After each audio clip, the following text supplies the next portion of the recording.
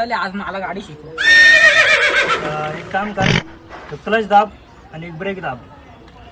कोणता कुठे? हवा इकडचा क्लच आहे, तो ब्रेक आहे. हा दोन्ही दाब आता. हा क्लच पूर्ण दाब. हा आता गाडी चालू कर.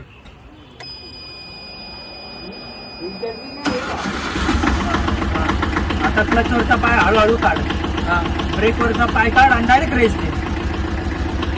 रेस कुठे कुठे? अरे ती काय रेस?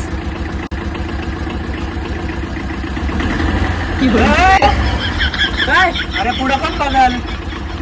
मग रेस कोण दाबल? अरे मग ब्रेक वरचा पाय काढ आणि रेस दाब ना.